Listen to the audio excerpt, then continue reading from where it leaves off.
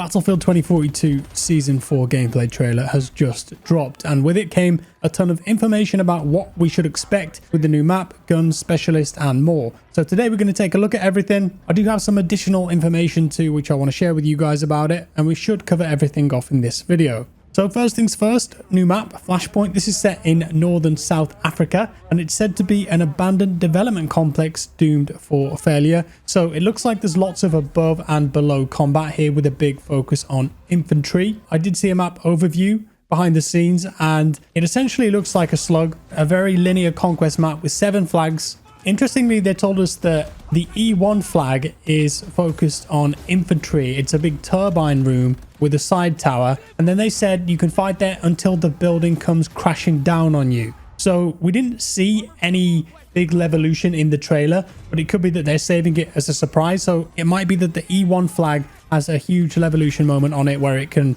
be completely destroyed and collapse in on itself with enough destruction. The F1 flag, that looked pretty cool as well. It almost looked like a large team deathmatch area. So no vehicles in there. If you want to go fight, play infantry only. In that flag, you can do that. And there was also a weird looking reactor core in the middle with some weird orange smoky goo stuff.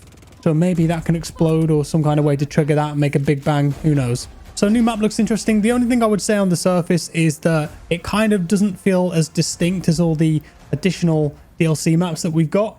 Exposure, Stranded, and Spearhead all have their own unique vibe that made them seem different from the base maps, but this kind of looks like an amalgamation of a lot of the maps that are already in the game. So that's the only negative on first impression. Doesn't appear to have its own unique identity, this one, in terms of the aesthetics of it, but of course gameplay is more important to me. Hopefully it plays fun. Much more of an infantry focus too in this one, and I know that that's going to make a lot of people happy. So new specialist, Camila Blasco from Spain. This is a recon class specialist. You can only play her if you're recon, and her unique gadget is the X6 infiltration device, and this is a little thing that you can put down on the ground that prevents lock-ons from hostile devices. So in the trailer we saw Boris being unable to use a javelin on a tank because that device was nearby. It also interferes with active spotting technology, and it creates communication dead zones within its range until it's destroyed. So I think that means that if you put this down, it acts as a counter UAV on the map. So if you're in that part of the minimap, I'm not sure that spotted enemies will show for you if that thing is there. I think that's what they're implying there. The dead zone also reveals enemy technology, so you can quickly find it and dispose of it. So Camilla's trait is the ambush expert, which means that she's undetectable on AI targeting systems which use motion-based technology. So I think that's the tugs or the proc sensors which you can put down. Pake's wall hack scan won't pick her up, that kind of thing. So she'll be really good for flanks and getting behind people. Also, they did tell us that this will be the last specialist added to the game. So they're ending with 14 in total. There won't be any more after this, but they are still supporting the game in terms of balance, and they've revealed another new map coming in Season 5. New weapons, we've got the Super 500 shotgun. This is a pump action shotgun, which is perfect for CQC. It's a secondary weapon, so that means that it's going to be a great complement to an assault rifle, for example, because it's really short range, but it does pack a punch. We've got the RM68 assault rifle. This looks incredible, and this is said to be a next-gen assault rifle with a built-in suppressor, and it's powered by a 6.8mm plastic case ammo with an integrated canted sight and unique muzzle device. I think that's going to be quite a popular choice. Next up is the AC9 SMG, which is an extremely lightweight SMG for super fast hip fire and maneuverability. It's got a really small size, fast rate of fire, but it is controllable. So again, great secondary for an AR or a sniper rifle. And then the RPT-31. This is the 4th new gun being added in Season 4, and it's a prototype light machine gun with a low rate of fire, but incredibly hard, heavy-hitting rounds and a very fast bullet speed. High damage, low rate of fire. It's a belt-fed intermediate caliber machine gun, which offers high mobility and cover fire. 4 new guns, all seem kind of cool. There's a new gadget coming to the game too, the SPH explosive launcher. This looks like an absolute meme, and it basically allows you to fire 2 explosive projectiles which will latch on a target and then blow up. So it's perfect versus infantry. You fire 2 shots before you need to reload, so you can see yourself hitting a player, they run into a group of enemies and explode. You're going to get a nice big multi-kill there.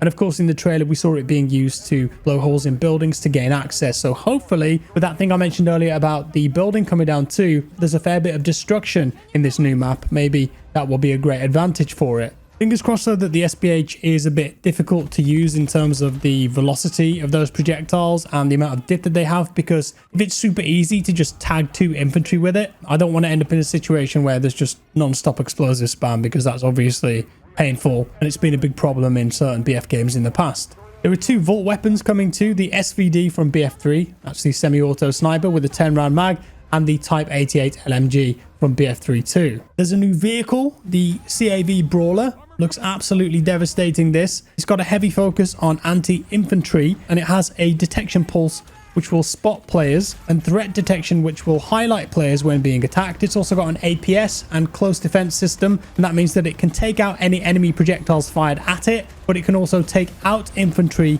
with a grenade launcher. The cool thing about this though is that it's got open seats, which means that it's great for repairing or popping your head up and firing out of, whether that's with a machine gun or a rocket launcher, and it can be used to spawn on even if all the seats are occupied. So it's going to be a great mobility vehicle, great for flanks and getting people spawned in at gimme flags. Outside of that, new 100 phase battle pass, of course, tons of stuff to unlock. They did show us a really cool Irish greenback skin, which kind of looked like the one in the first cinematic that they showed from memory. And then there's a tier 100 skin as well for the new specialist Camilla.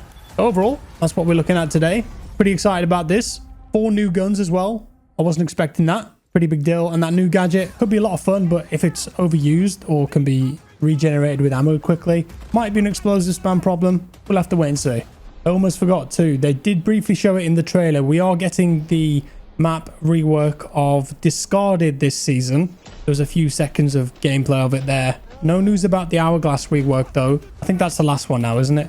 Pretty sure it is. But I imagine that that'll be coming in season 5. And as I mentioned, they're not going to do any more specialists, but they have committed to a new map.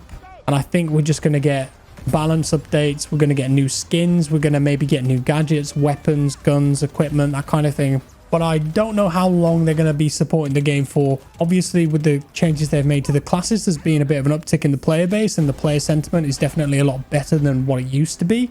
I think the game's in a really good state now, but how long they support it for, I guess that just depends on how many people are playing it, how much money it's making. That's maybe what it'll come down to in the end. Because we know that they're working on the new Battlefield game. They've confirmed that. They've confirmed there's going to be some kind of a narrative experience, and that's the new Seattle studio. DICE working on the multiplayer, Ripple Effect working on something else. I'd assume a Battle Royale. They've cancelled Battlefield Mobile, so that makes me feel like they're just putting everything into this new Battlefield game.